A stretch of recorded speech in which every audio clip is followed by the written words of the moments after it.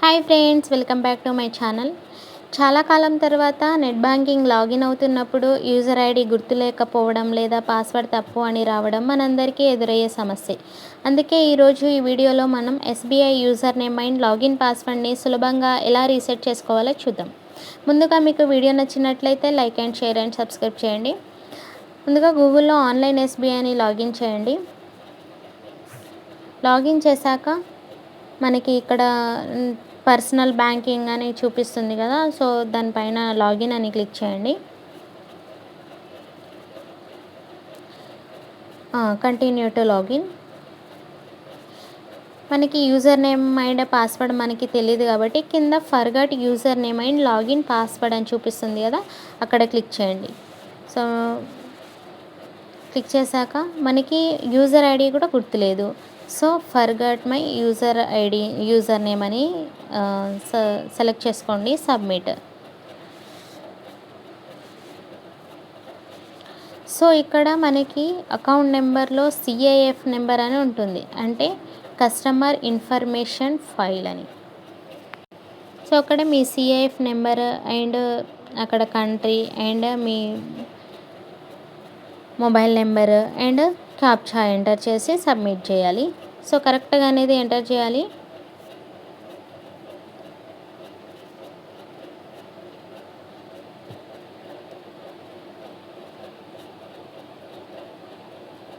So submit చేశాక మనకి OTP అనేది వస్తుంది. ఆ ఓటీపీ అనేది అక్కడ ఎంటర్ చేయండి.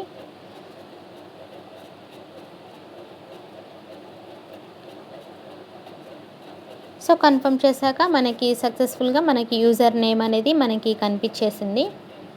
సో నెక్స్ట్ ఇప్పుడు మనకి యూజర్ ఐడి చేసుకున్నాం కదా, ఇప్పుడు నెక్స్ట్ పాస్వర్డ్ని చేసుకోవాలి. So same process. So login, ఇక్కడ కంటిన్యూ టు లాగిన్. మనకి కిందికి స్క్రోల్ చేస్తే అక్కడ forgot user name and login password. So click అక్కడ క్లిక్ అనేది చేయండి. సో ఇక్కడ మనకి ఇప్పుడు పాస్వర్డ్, ఇందాక యూజర్ నేమ్ చేసుకున్నాం కదా, ఇప్పుడు పాస్వర్డ్. సో మీకు ఇక్కడ మనకి జూమ్ చేస్తే మనకి చూపిస్తుంది. So forgot my login password అని క్లిక్ చేయండి. క్లిక్ చేశాక సబ్మిట్. లేదు మీరు బ్రాంచ్కి వెళ్ళి యాక్టివేషన్ చేసుకుంటాము, దీనివల్ల చేసుకోము, ఏమైనా ప్రాబ్లం అవుతుందో అనుకుంటే మీరు బ్రాంచ్ అనే ఆప్షన్ చూపిస్తుంది కదా, బ్రాంచ్ మీద సెలెక్ట్ చేసుకోవచ్చు. సో ఇక్కడ నేనైతే ఫర్గాట్ లాగిన్ పాస్వర్డ్ అని క్లిక్ చేశాను. ఇక్కడ మీకు మీ ఇందాక చూపించిన user name and me date of birth and mobile number and country ఇవన్నీ ఎంటర్ చేసుకోవాలి. ఎంటర్ చేశాక సబ్మిట్. ఇక్కడ ఓటీపీ అనేది వచ్చేసింది. ఇక్కడ ఓటీపీ అనేది ఎంటర్ చేయండి.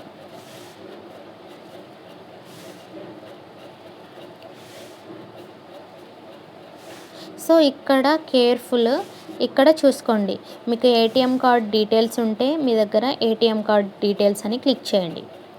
లేదు నాకు ప్రొఫైల్ పాస్వర్డ్ గుర్తుంది, నేను ప్రొఫైల్ పాస్వర్డ్తో రీసెట్ చేసుకుంటాను అంటే ప్రొఫైల్ పాస్వర్డ్ని అక్కడ క్లిక్ చేసి చేసుకోండి. లేదు రీసెట్ యువర్ లాగిన్ పాస్వర్డ్ అనుకుంటే బ్రాంచ్కి వెళ్ళి చేసుకోండి. సో నాకు ప్రొఫైల్ పాస్వర్డ్ అనేది గుర్తుంది కాబట్టి నేను ప్రొఫైల్ పాస్వర్డ్ అని సెలెక్ట్ చేసుకున్నాను. ఇక్కడ మీ ప్రొఫైల్ పాస్వర్డ్, మీ ఏదైతే మీరు ప్రీవియస్ ప్రొఫైల్ పాస్వర్డ్ ఉందో ఆ ప్రొఫైల్ పాస్వర్డ్ ఎంటర్ చేసి సబ్మిట్ చేయండి. సేమ్ అదే ప్లేస్లో మీరు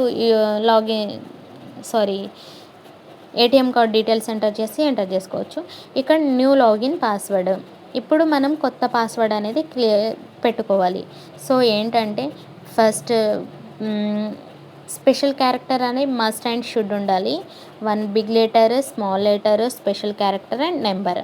ఇవి 4 వచ్చేలాగున మీరు కేర్ఫుల్గా చూసుకోండి. సో నేనైతే ఎంటర్ చేశాను ఇక్కడ పాస్వర్డ్ అనేది, సబ్మిట్ చేస్తున్నాను. సో సబ్మిట్ చేశాక ఇక్కడ వచ్చింది your login password has been reset successfully అని. సో మనం ఇప్పుడు యూజర్ ఐడి చూసుకున్నాము, లాగిన్ పాస్వర్డ్ కూడా రీసెట్ చేసుకున్నాము.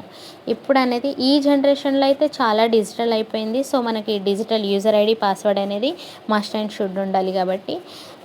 థ్యాంక్ యూ అండి. మీకు వీడియో నచ్చినట్లయితే లైక్ అండ్ షేర్, సబ్స్క్రైబ్ చేయండి. ఏమైనా డౌట్ ఉంటే కామెంట్ చేయండి. Thank you.